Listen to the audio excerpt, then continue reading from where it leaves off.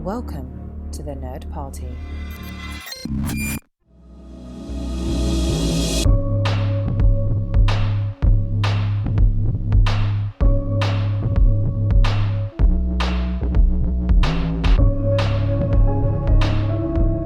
Welcome back to Houselights, our director discussion show here on the Nerd Party Network. This week, we're continuing to look at Zemeckis of the 1990s with 1997's Contact.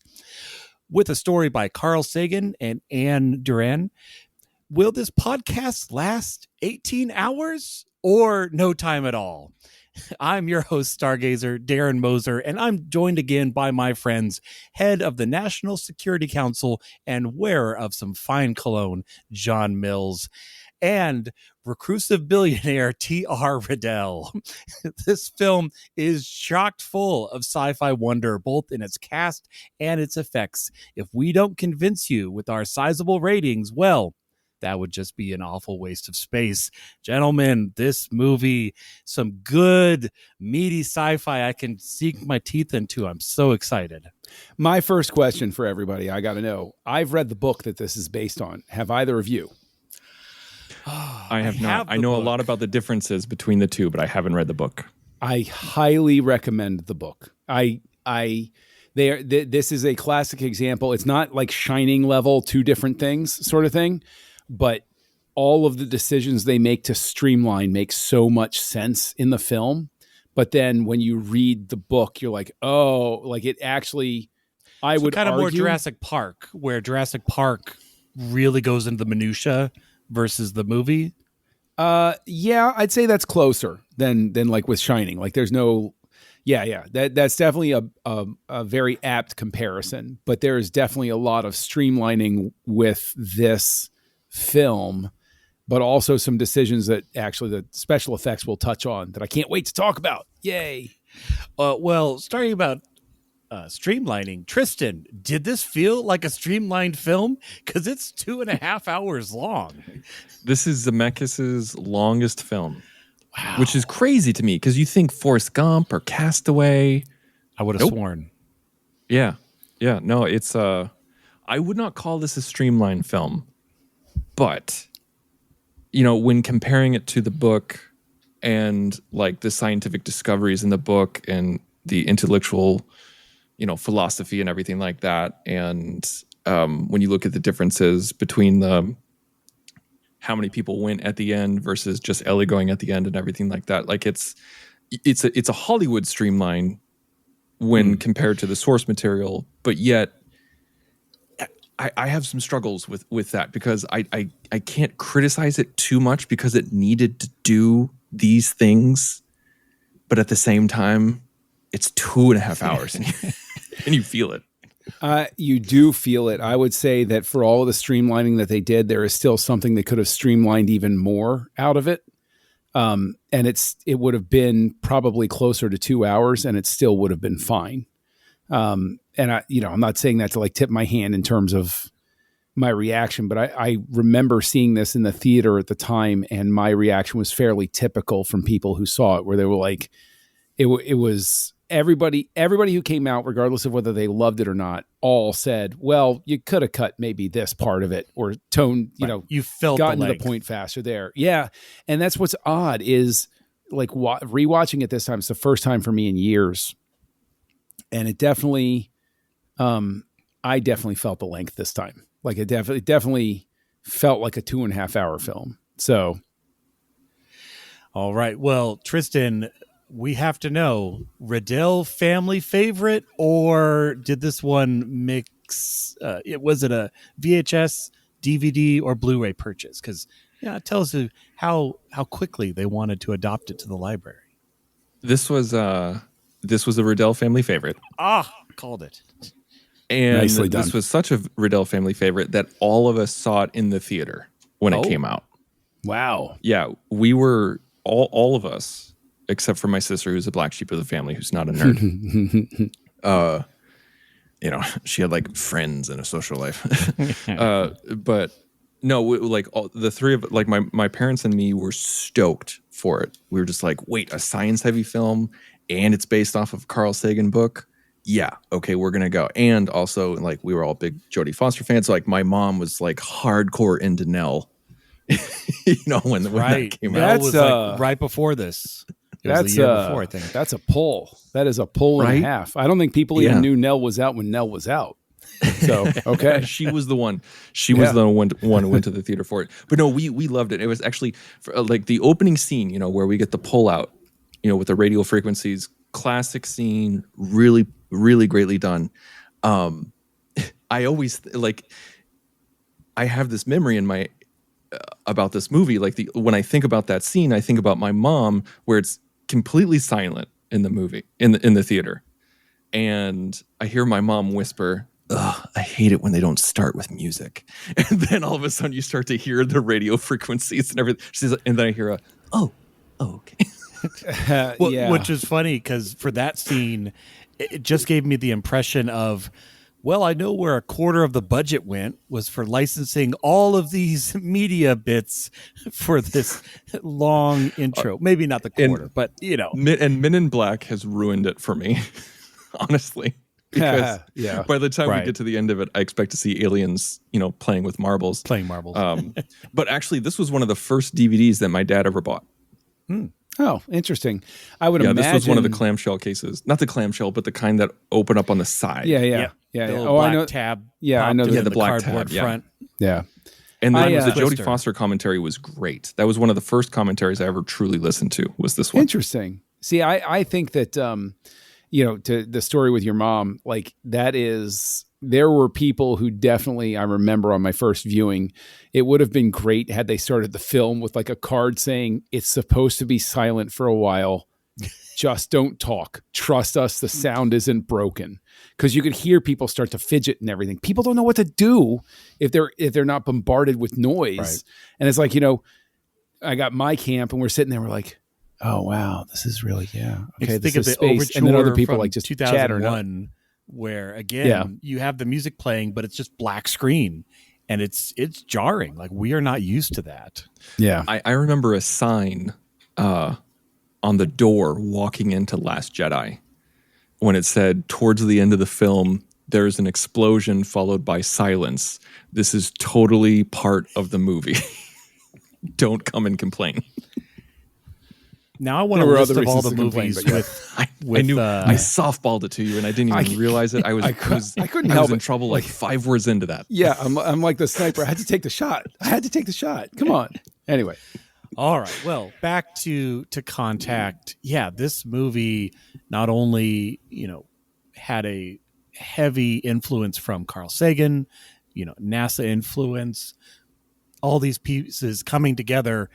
Let's talking about the cast, because this cast is bigger and better than it had any right to be, I think, in 1997. Also in just a sci-fi way. Now, some of these are movies that they're going to do later, which I guess doesn't really apply. But you have Matthew McConaughey with Interstellar. You have David Morse is going to be in 12 Monkeys.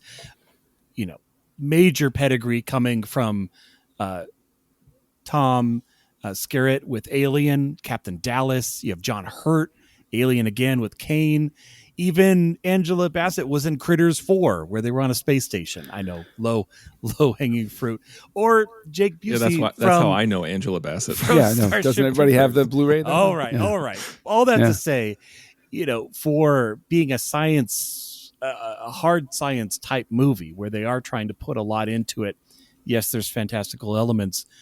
This cast, every time someone new came on screen, I was like, "Oh, it got even better." Like, that's how I perceived it. Yeah, but think about it. By this point, Zemeckis has done all of these movies we've talked about up to this point, and then he won the Oscar he's coming off of Forrest Gump. All he has to do is call somebody and be like, "Hey, you want to be in my next movie?" "Yes, sir, I do. I will work for scale. I have no problem with that." Because you just want to be in the Zemeckis movie because it's like, well, look at what this guy is capable of. I might suddenly get all of this esteem. I think that interesting. And this is one of the things that they committed to that I guess is okay, but Zemeckis makes such a decision to root it in the world of our time at the time that he made a change where Angela Bassett, had this been a true adaptation of the book, she would have been the president. And instead they make the decision, no, we're going to root it in our world. And Like I really think that's rooted. Yeah, there was actually a little bit of controversy about the fact that they clipped Clinton talking about the Mars landing and comped him in, and there was a CNN bit of controversy footage, around it. Larry Yeah. King, like it kind of blew. If this was on the TV in the background as, you know, movie of the week, you might not know for a moment if it was a movie. Well, I mean, the lighting on Clinton was obviously outdoors, comped in, but hey, that's going to be ruined it for me. Yeah, it really ruined it. You're just like, oh man, he's clearly in the sun. And which blows my mind, because I'm like, well, you could have just comped these other people in and not, you could have had a bee in the rose garden. Like, it would have been okay. But I mean, the decision to root it in 1997, basically, I mean, was that a mistake? Like, does it lose some of its oomph because now it's an historical piece and that didn't happen in history? Should it have been set a little bit further in the future so that it felt a little more, not of our time? No, I can firmly say no. Okay. No, that never really occurs to me whatsoever. I think, I mean, if anything, I mean, the first satellite dish that she was at, I can never remember the name of it. Darren, you probably remember. Is that the one that's collapsed now? It is. Yeah, collapsed. it's not here It collapsed in 2020, and it was in James Bond. It's been all around. It was in the X-Files at one time. I think it was interesting to put Clinton in there. I don't think it was the wrong move. I don't think it was a bad move, but I feel like there could have been a little bit more elegant ways to do it, where even if we just saw him on TV, right, like instead of being in the scene with him, that would have been. I think that would have been fine. That would have been absolutely fine. I would take it a step further, and I would say it would actually make it even better, because he could be on TV and somebody could say, oh yeah, the politician going for the glory, we're the ones working in the ditches, sort of thing. Like emphasizing how the person on TV doesn't necessarily have anything to do with the work that's actually going on, sort of thing. But they're always the spokes-piece of it. And what a theme of a triad in this movie, where you have faith, science, and politics all combating with each other all at once, all throughout the movie. I thought that was, I know that that's not what we're talking about right now, but that was something that I really felt this time while watching it as an adult. I mean, I've seen it before as an adult, but in this rewatch, that really hit me. Well, I mean, sticking with that though, the thing that always really strikes me now more than anything as I watch this is, I'm going to try to state it like the way it is in my head, which is, if somebody like a Carl Sagan type figure were to write this book now, I don't think it would treat the theme of faith within science as politely, as like it wouldn't have treated Matthew McConaughey's character as anything but an irrational goof, as opposed to, even the book treats that character as he's on to something, maybe, like that there is an amount of faith that you have to put into something. And that's what I think is beautiful, is the movie carries that forward, that there is still faith you have to put into somebody who makes the discovery, or the person who's saying, no, this is what this means, or what this is. There's still some faith involved in that. Trust, what is faith but trust? Like, you essentially have to trust that person to be dealing straight with you. But I think that is actually the thing that jumps out to me now more than ever, is that I don't think something would have treated that character as graciously as this film does now. Yeah, I can see that. I think it goes around to the question you posed earlier of rooting this in 97, I feel is the right call, because this is the world we were in 97. It's a pre 9/11 world. It's, the different types of politics that are going on. I totally agree that this is how the government would probably take over that kind of investigation if a signal did come in. But for that, I liked how you could see it coming, where James Woods was there, and his goons with the guns are there, and they're slowly encroaching, and you feel for Jodie Foster, for Arroway, because you see it coming. It cannot. The hammer is going to drop. But yeah, overall, I think besides being rooted, it's also just all these actors. These are peak 97 actors. Like everything screams this time, which I think works well. So we've talked a bit about the actors. Actually, not enough.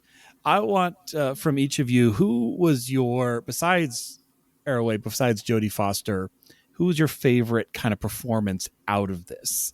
And you can go down the list. It doesn't have to be, on the top marks. I'm going to say Larry King. No, I'm sorry. I really enjoyed Tom Skerritt. Again, I can't look at him and not see Dallas. Like that charm, that captain, that father kind of vibe that he just gives off. And he's the politician in this, really. He's the sensible bridge between science and politics that puts his hat in the ring and is the original test pilot. But I thought, for the size of the role he was giving it 110%. I didn't need any backstory on this guy. I knew exactly what to expect, what he was going to give me. So that's my recommendation. What about you, John? Which one kind of just struck you in this rewatch? There are a couple. I mean, I always have to tip my hat. James Woods has always been so good at playing that sort of like hard ass jerk face. Like he's just got a gift for it.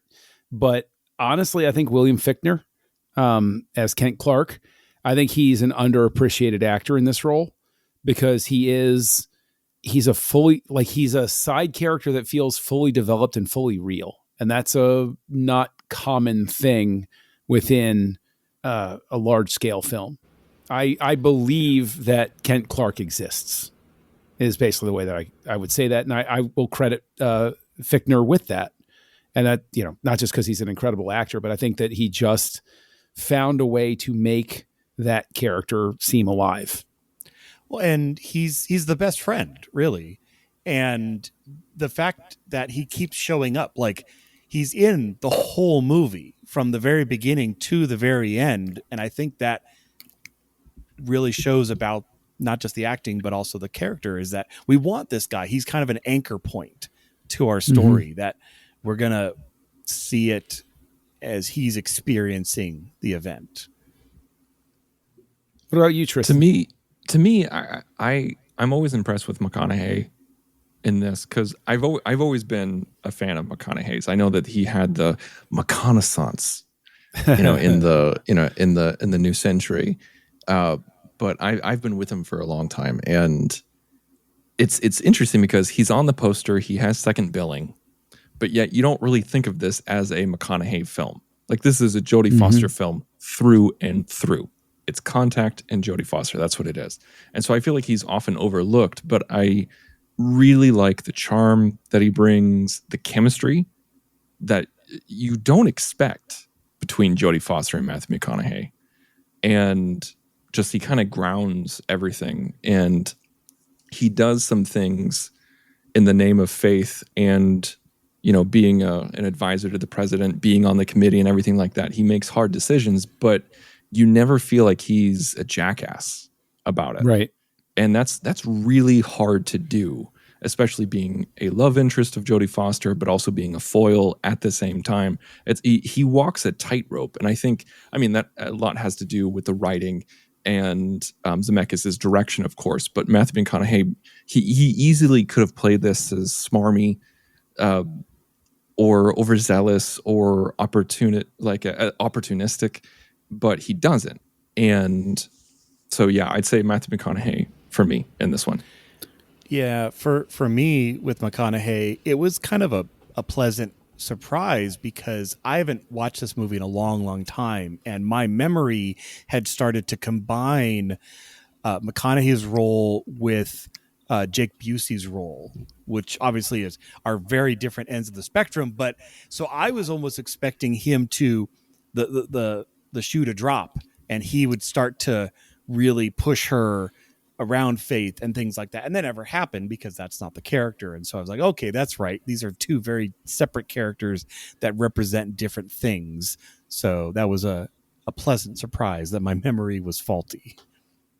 Yeah, I think that McConaughey here, in retrospect, he's giving a hint of the McConaughey that we're going to get to know as a more dramatic actor. But at the time that this came out, this was the aberration role. I would say this is sort of his career after Contact is sort of what we expected the snapback to be for like Tom Hanks after Forrest Gump or Philadelphia, where it's like, okay, he's going to go back to what's his bread and butter. And we didn't get a full delivery on sort of the nuanced performance he was capable of until later. To be fair, yeah. A Time to Kill came out a year before this. Sure, but I'm talking about after this. Like there was a period where he sort of went back to McConaughey sort of role, like that sort of snapback. So this felt like a brief, pit stop, and then I'm glad for it though, because when he came back to the dramatic stuff, he came back with a vengeance and really, really shines now. Like we all understand, his skill set.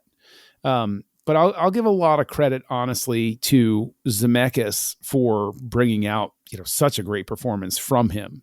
Because, you mentioned A Time to Kill. If I were to compare, I barely remember anything about his character from A Time to Kill. But if you ask me about Contact, I know who Palmer Joss is and, what his goals, his objectives are, all of those sorts of things. He's not this character that, like an amorphous character that just sort of like serves a purpose. Like he's an actual character, to Darren's point, where it's like we see him actually functional in the story and with his own journey through everything. All right. Well, let's talk a bit about Zemeckis. We've talked a lot about the plot, a lot about the actors, and it's kind of a two-part question. Let's start off with, this feels like an interesting choice for Zemeckis' next film after Forrest Gump. This, maybe you have a different opinion. This does not feel like the standard, you got a blank check to do whatever you want after you dominated at the Oscars. This feels like a stepped in to fill someone's shoes and help somebody out. And then Castaway, next film, feels like the blank check movie. Do you guys kind of agree with that, or what's the vibes for you? I think it would be fair to say that I'm not going to agree with you completely, but I think it would be fair to say that Zemeckis, having seen him through the movies we've already looked at, would see a movie like Contact as a challenge, like a puzzle to be solved. And there are a lot of technical and construction considerations. And I think that only somebody at the time who had Zemeckis' pull would have been able to put this movie together. I don't think that there are many other directors active at the time who would have been able to come in and say, no, we're going to do this thing. That thing I did over in Forrest Gump, we're going to reverse it. We're going to take Bill Clinton, we're going to put him in the movie. Or we're going to do this, and we're going to drop people into the movie who are real people. Like, I think that he saw something interesting. And if he had read the book, I read the book. I would have, if somebody came to him and was like, hey, do you want to direct Contact? Yeah, sure. Absolutely. Let's figure this one out. And like, he obviously takes a bit of time because, as we've been watching, it's, 90, 92, 94, he takes a whole 3 years between movies. So, obviously there was a lot to consider and work on. No, all very good points. What do you think, Tristan? I feel like this feels like Castaway doesn't feel like a blank check movie to me. It really doesn't, because in terms of filmmaking, once you take out the crash, it's in Castaway, it's much more basic filmmaking. Like, shooting on the location is of course a struggle, and like filming it is a struggle. But from a technical standpoint, This one was much more much more exhausting to do because of like this was Jodie Foster's first experience with blue screen. This was her very first experience with blue screen, and she said like when she went in, and did the scene on the beach, it was like it was a blue wall, it was a blue floor, it was a blue ceiling. She's like it was really hard, and also like you have the machine, which is incredibly hard to create, which I think was originally designed for Terminator 2. Yeah, I think it was meant to be the go back in time machine. And also like from a visual storytelling standpoint, I feel like this is much more of a continuation of Zemeckis from Forrest Gump. Because like if you look at the classic clean movements of the camera and the way where he puts the camera in the scene, where he puts it geographically, and how he blocks his actors and everything like that, it feels very much like this feels like as we often reference, Wes Anderson goes through different eras. This very much feels like a particular type of era for Zemeckis, and some of it holds up, some of it doesn't. Like the Clinton stuff is ambitious, and you could tell that. Like John, I think you're on the money when he said he's like this time, like we composited Hanks in. Now we're gonna composite the footage out. Like something like that. Like that's one of the big reasons why he did it. And the machine, I think, doesn't hold up as much as I'd like it to in certain shots. The actual CGI, because it does look a little like pre-2000 CGI. It does look like which that. It is, and so I don't fault it for that. I'll give him credit though; they tried really, really hard to make it look like he knew enough to put it in the distance where there's like atmospheric stuff that like we know without knowing. Oh yeah, the light would mess with the way that it looked a little bit. I still want to know what happened to the rockets that they used to turn that final ring, because I never saw them land. So I hope that everybody's okay where those rockets landed. But I think that all of your points are very valid, Tristan. I mentally, like, they spent a long time trying to get this movie put together. There were a lot of different screenwriters and directors attached to it. And the one name, because, it's a director-focused podcast, is a director that we've covered before, George Miller. And I think to myself, I'm like, I want to build this machine to take me on a timeline where George Miller's Contact was made, because, man, that would be interesting to see that movie. That would be crazy. Well, apparently Coppola sued the production company because apparently Sagan was supposed to make a movie or a TV show or something based off of Contact for Zoetrope. Oh, I really? don't know how. Yeah, I don't know how it went about or how it ended. But see, this in the era of the streaming series, I could easily see this being an 8-episode series. Like, that would work in today's TV environment. It's basically like a long film cut up into 8 chapters.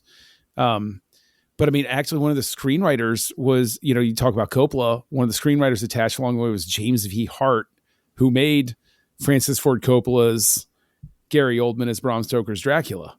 So, like, that's a pedigree right there too. And I don't know though. I mean, I do. I think that Zemeckis is the guy who had the cachet at the time. It makes sense that he's the one that's able to pick up the ball and run it across the goal line. Like, I don't see many other directors at the time being able to manage this. And if we're talking VFX, we got to talk about the medicine cabinet. Oh, yes. The shot that broke our minds. I still watch it over and over, and I know how it is made, and it still breaks my brain every time I see it. Just months ago, I saw this shot discussed on YouTube in like a YouTube short, a bunch of guys who break down VFX videos or like VFX scenes in movies and everything like that. People are still talking about it. They're still teaching it in film schools. Like, this shot is so seamless and so beautifully done that it will be continued to talk about for decades to come. I think most people have no idea that it even exists. as an effects shot. Like I think it is that smooth. If you move outside of people who watch YouTube videos like us about dissecting effects shots and everything, like if I showed this to my wife, God love her, she'd see it and it wouldn't even occur to her that it was an effects shot. It would just be there. It would just be a thing, like, and I'm not saying that to be pejorative. I'm not saying that to like be dismissive either. I'm saying that just as support. Nobody caught it at the time. Nobody thought of it as such at the time. So, like that's how good it is. And yeah, it does hold up for sure.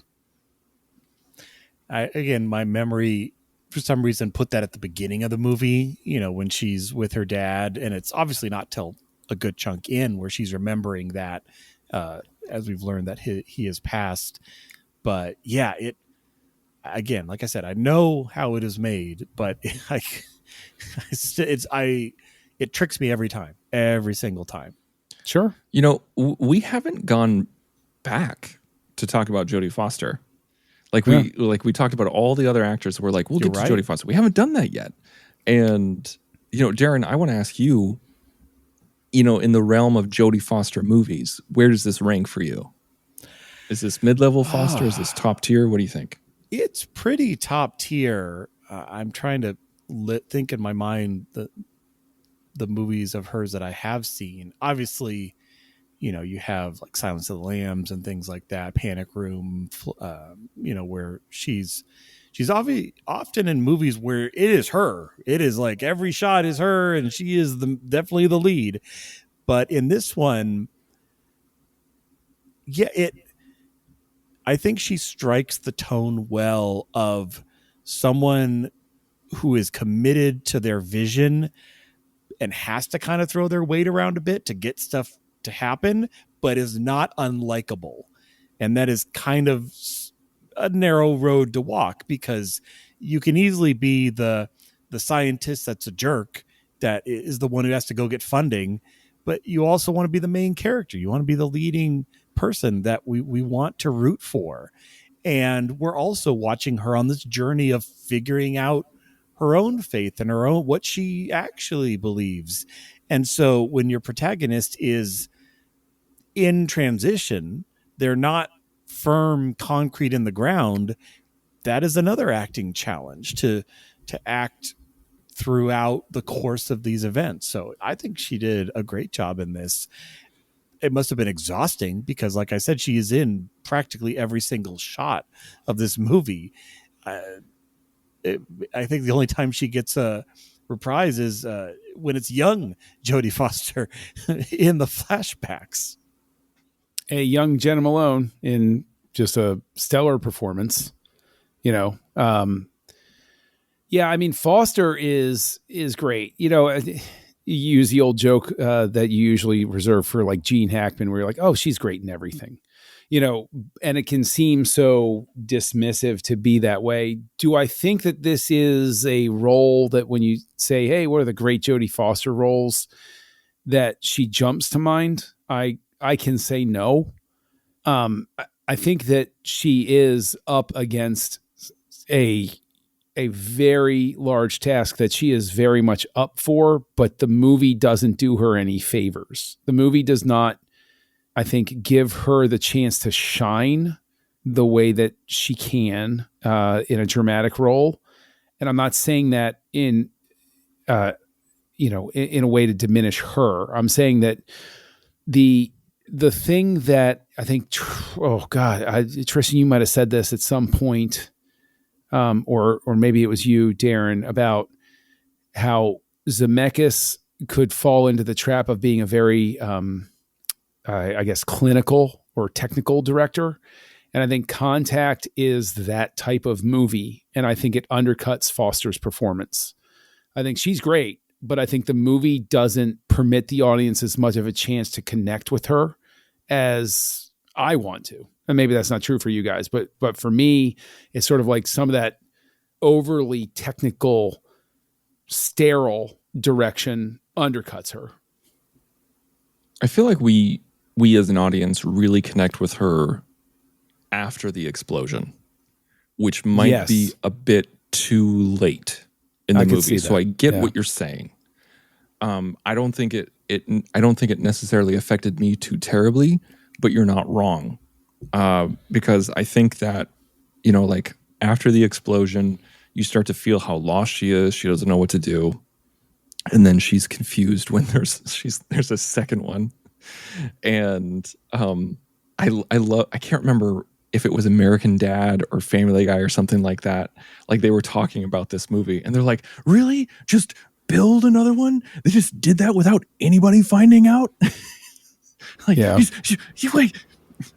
And I feel like I quote that all the time. It's like, why build one when you can build two for twice the price? Twice the price. That's right. It's just, my dad would do that, like that creepy John Hart, where he's just like, "Want to go for a ride?" Because of this movie, and but yeah, it's just like like we feel how apprehensive she is when she walks into the ship, and like the journey that she's going through when she's like, "Okay to go."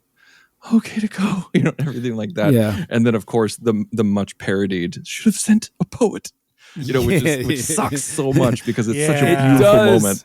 It does, because a terrible line. All I could think of was a very early Family Guy when they find the Twinkie factory. Yeah, that's it. That's what's in my brain. That's all that I think about. Family Guy has ruined so many moments in cinema for me. Yep. And then of course, like when she's trying to defend herself against James Wood, as many people do. And it's terrible because I always feel, I know you're supposed to feel this way, but the injustice that I feel when Angela Bassett says there's 18 hours of static, I'm like, well, somebody should tell somebody that. Mm-hmm. Yeah. And it should have led with that.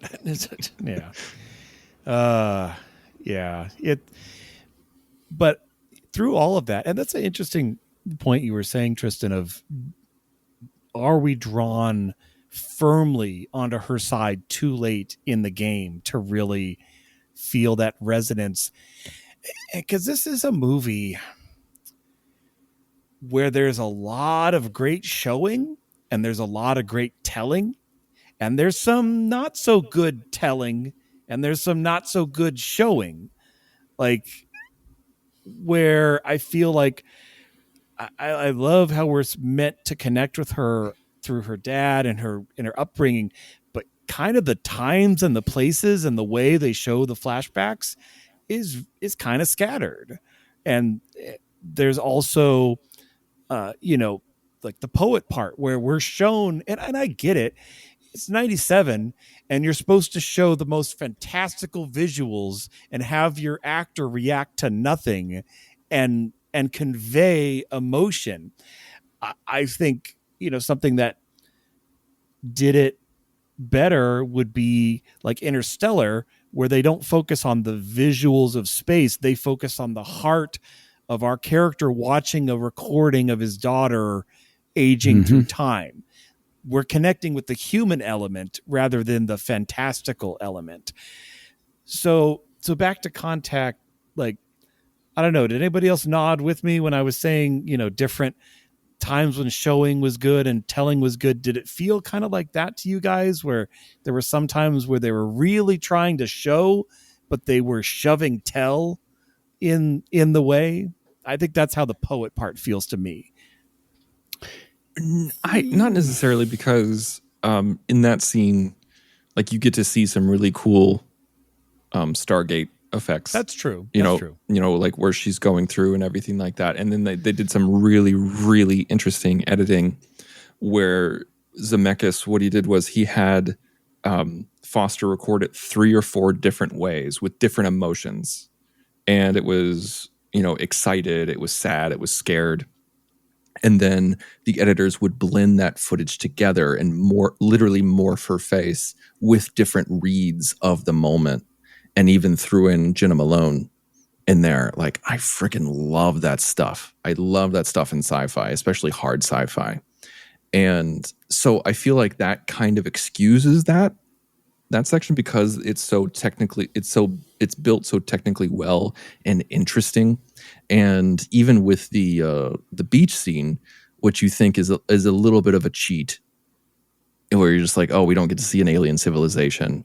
And I feel like this was I know it's happened before. So guys, don't message me or email me. I know this has happened before, but I feel like this was the tipping point for, I'm presenting myself in an image that your mind would be able to comprehend or make you comfortable. That is used almost in every single sci-fi franchise moving forward after this movie. And it's just an excuse, like in a Star Trek episode, to have a bottle episode. We're just like, why are we on the Defiant? It's like, well, I guess he wanted to make us more comfortable.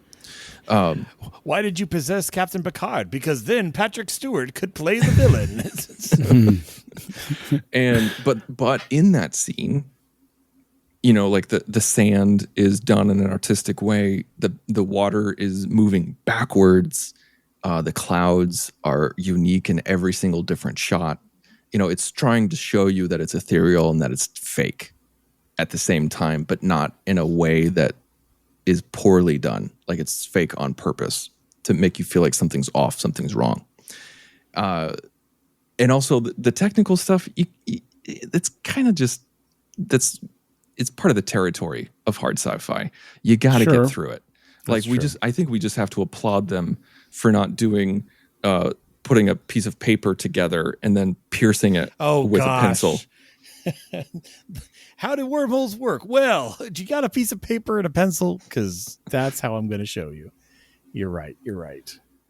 Such an unnecessary zing. But outside of that, I think that the thing that I struggle with the film is that I don't know what the specific right cuts or changes would have been. I know that probably a lot of what I think in terms of excising something has to be addressed at the script level. Like when you're just first conceiving everything together. This isn't something where you could come in and be like, well, I know, I'll just cut I can't be, any of a long line of producers who are like, I'm just going to cut this 20 minutes out and the movie's going to be 100 times better. It's not that, but there is definitely something where the Zemeckis needed a little more courage to say, this is a gigantic book. There is no way I can include everything. So I'm going to cut even more and I'm going to streamline it even more and get from A to B to C to D even more quickly. And I think that would help some of what you're talking about, Darren, where the spacing of the flashbacks is too far apart. It almost feels staccato as opposed to rhythmic. Like there's a flow to the storytelling in Forrest Gump.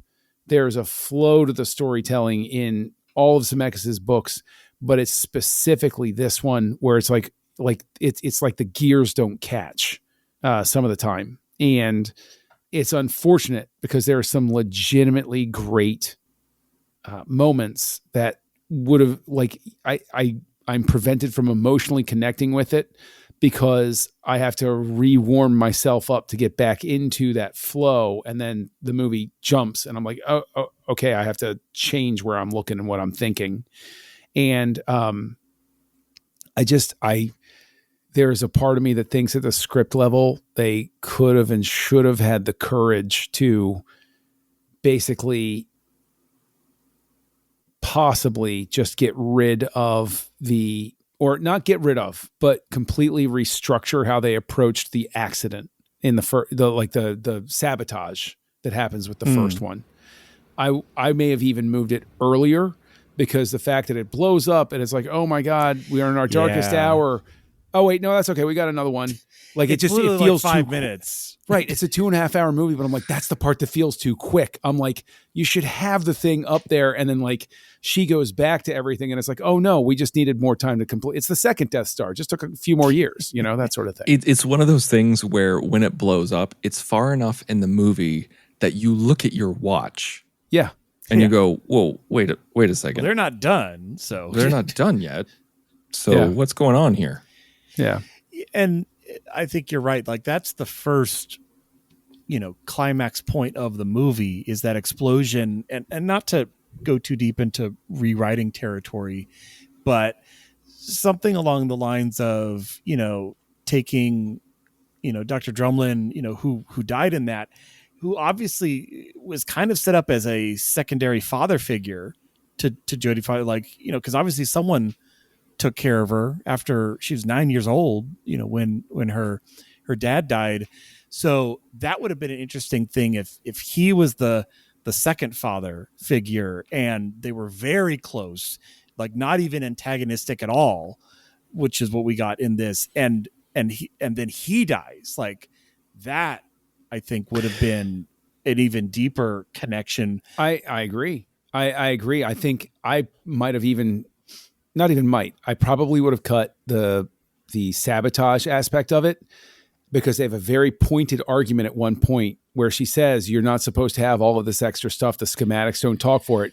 And I would have had him die in a mishap because the weight was off or something like that. Like he goes into the prototype and then that goes wrong.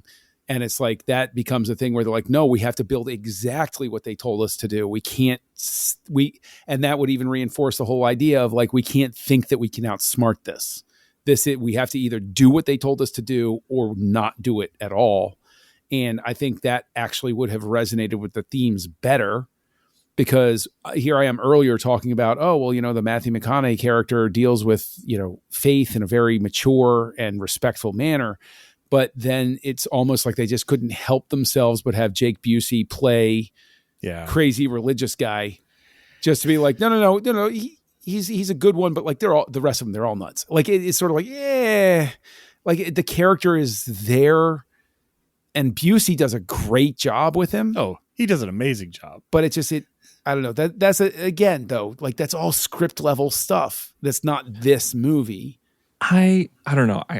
I like that there's a duality in every single section of this movie, where you have Jodie Foster's character who kind of represents the positive side of science, and Tom Skerritt who is the negative, and then you have McConaughey who is the positive side of religion, Busey who's negative, and you have Angela Bassett, the positive side of politics, and James Wood as the negative. You have these this duality for every single. I want to see that section. report, Tristan. Write a paper on that. That's amazing.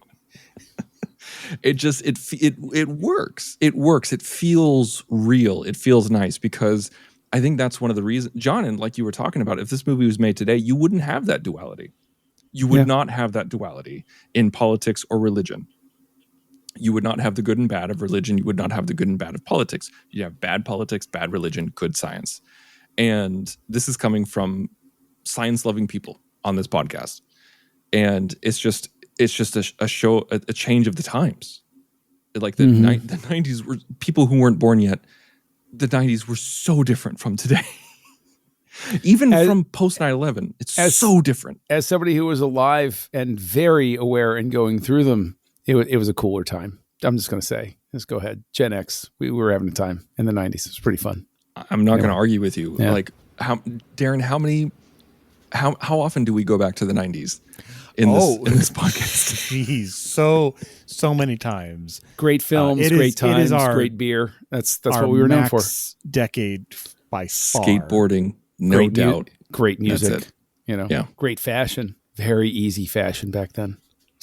Oh my God, it was so nice, comfortable. Back in my day, hey, I feel like we're reaching the end here. I want to give my rating.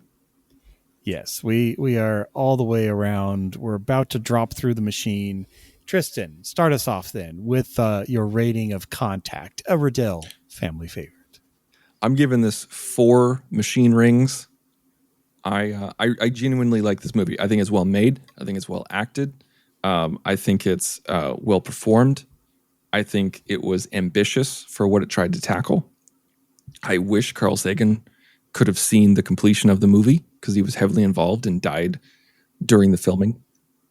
That's why the movie was dedicated to him. And I think the structure is a little weird. Could have been trimmed. That's why I'm knocking down a star. But this is, to me, this is a top tier Jodie Foster film for me. I love her performance in this. I love the character. I love the chemistry that she has with McConaughey. I love that she's an atheist in real life and McConaughey is a Christian in real life. I feel like they brought it. They brought that to the movie, and it just works. And Skerritt, I mean, as Drumlin is perfect. He's absolutely perfect for this role. Because he's not a bad person. He's not, let me rephrase. He's not an evil person, but he's an opportunist and he knows how to play the game. Foster character doesn't know how to play the game. I've worked in education. I've worked in medicine. I've worked with scientists and doctors. Those who know how to play the game get funding. Scarrett knew how to do that. Anyway, regardless, I think this is a great movie. I love this movie. It's one of my favorite Zemeckis films. 4 stars. Oh, awesome. Well, Mr. Composition of Clinton, John Mills, what is your rating for this movie? We didn't even really talk about the controversy or the fact that the White House got all up in arms about about the use of Clinton's image, even though Warner Brothers insisted that they sent them a print before the movie, blah, blah, blah, blah, blah. Like, it's a he said, she said sort of thing. Figure. He's a public servant. We got his image. Hey, they didn't. Hey, I know, right? They didn't ask anybody's permission in Forrest Gump. So, fair play, right? And you know what? OpenAI is hoping that argument holds up in court too. But I think that this is a film that I don't love. I like it a lot. I don't love it. I definitely think that there are things. Tristan, I hear what you're saying about duality. I accept it. And you're right. You're right. It should probably stay as a result. It's just I'm so trying to solve the exploding thing that I'm like, I don't know how to move it, how to change it, sort of thing. So be that as it may. I think for the technical breakthrough stuff, I gave a lot of grace to Back to the Future Part 3 for it. I gave a lot of grace to Death Becomes Her for it. And so I'll extend that same grace here, that this is a 4-star movie. That's a very good movie, but it's not a great movie. And I'll probably sit down and watch it again at some point, but I don't love it. But it's something where I have to at least admire and respect it. So I'll give it a 4. Yeah, for this movie, I think the more I've watched it, the more I've enjoyed it, especially as we're going through Zemeckis right now and really seeing it in the context of his filmography. It totally is a Zemeckis film. And we talk a lot about, we put Bill Clinton in just like the other presidents, but there's also just all of the aspects. I'm, in the dropship sphere, it was this time that I noticed, as her point of view is looking around, that is the only part that is becoming transparent, is her POV. It's not just, it's clear below you, it's clear over here. It's like, no, it makes me think of The Volume right now, where they have the fake, it's all digitally rendered, but the area that the camera can see is like hyper rendered. And it's like this little tiny window that moves around, so it's always in the frame. I think they could have made this on The Volume in like 5 minutes. I think Jodie Foster would have had a much more enjoyable time. But overall, special effects aside, acting aside, I think this movie just accomplished what it struck out to do, to make you discuss it, to make you question things and wonder. There's a lot of wonder in this movie, both on the side of faith and on the side of science, which is very interesting. So yeah, I think across the board, we're giving this 4 stars. It's a great movie. I should revisit it more often. It had been far too long since I had watched this. So, all right. So Contact was 4 stars across the board, but we're not done. I'm okay. So we weren't sure if we were going to do this, because we're like, okay, no, we really do like to stick to themes where we're just like, okay, we're just doing the Scream franchise, or we're doing Craven, we're doing all of Tarantino, or we're doing, Emmerich of the 90s, or, Reiner of the 80s. But I want to do Castaway. It just feels like a logical progression after Contact. And so that I want to do that, guys. I want to do it. Okay. I'm totally game. I gladly will watch Castaway again. I look forward to rewatching it and talking about it. Absolutely. I mean, that's the whole point of having your own podcast is you can make the rules and you can break the rules. And we want to continue 2000. It's part of the 90s, right? If 10 years, close enough. Technically, the new millennium didn't start till 2001. There you go. So there you go. I knew you were that type of person. I'm just saying. I could have told you without you saying a word that John would be fine with us doing Castaway because technically the millennium, blah, blah, blah. Oh, no. Actually, I'm more fine with it because I remember loving this film and I want to see if I still do. All right. Well, you heard it here. Next week, Castaway from 2000 here on Houselights. Join the revolution. Join the Nerd Party.